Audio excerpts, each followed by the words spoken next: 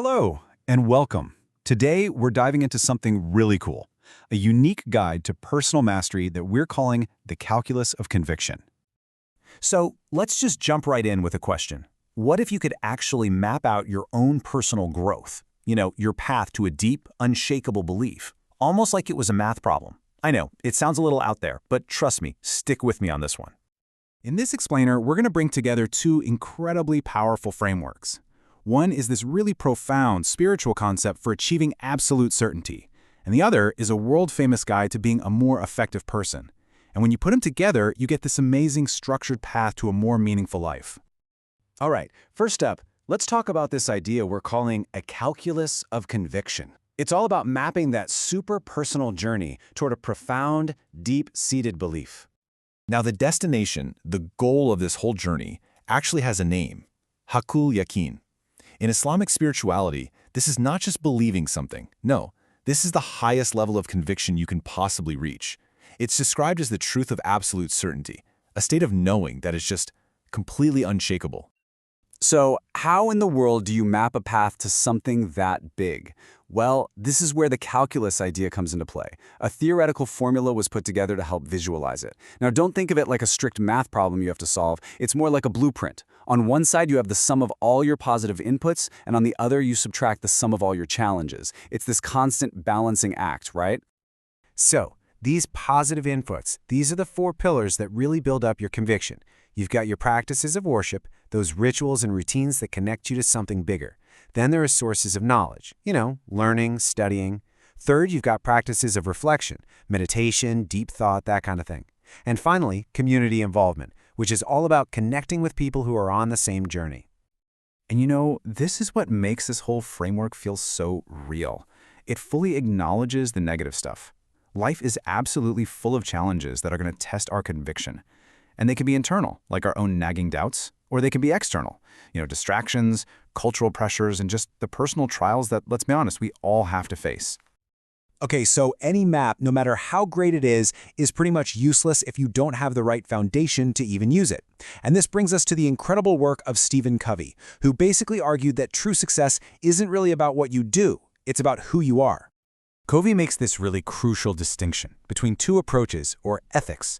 For a long time, self-help was all about what he called the personality ethic. The superficial stuff. Techniques, charm, quick fixes.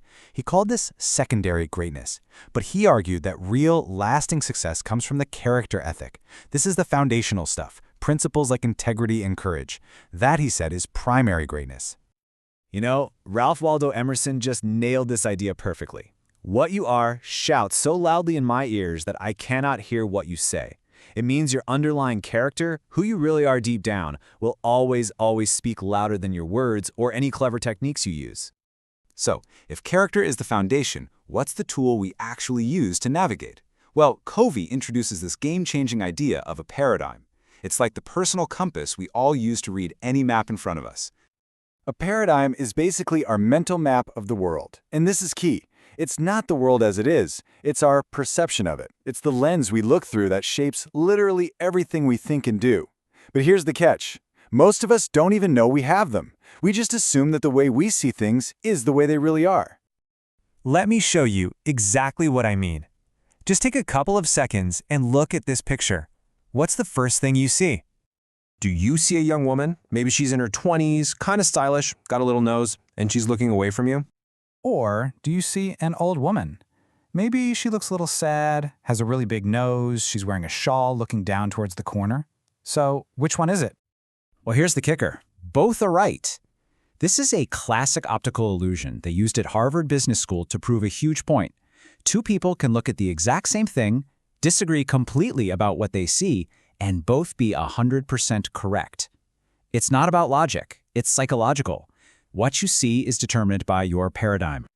So how does this all fit together? It's time to connect the dots between our two big ideas, the map, which is our calculus of conviction, and the compass, which is our personal character and our paradigms.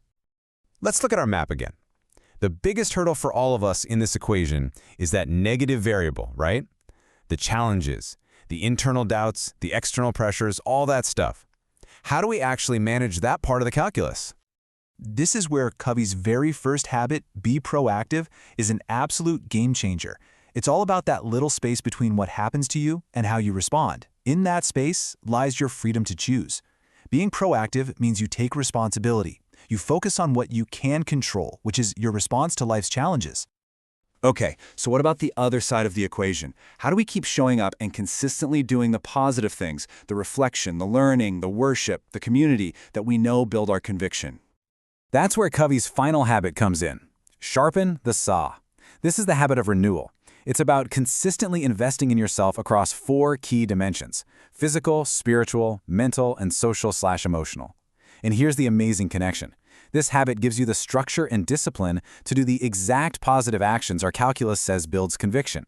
It's basically the engine that powers the whole system. So we have a map and we have a compass.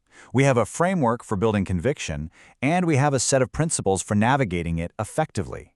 So what does this all mean for you? The real magic here isn't about just blindly following a formula. Not at all. It's about using these ideas as tools to build your own system. It's about consciously designing your own map by getting crystal clear on what your core values are, and then calibrating your own compass by making sure your actions are grounded in solid principles. And this brings us to one final, really powerful question from Stephen Covey. It's so easy to get caught up in the chaos of life, right? To just work harder and harder, climbing that ladder of success. But as you start to build your own calculus of conviction, just take a moment to ask yourself this one thing: is my ladder leaning against the right wall?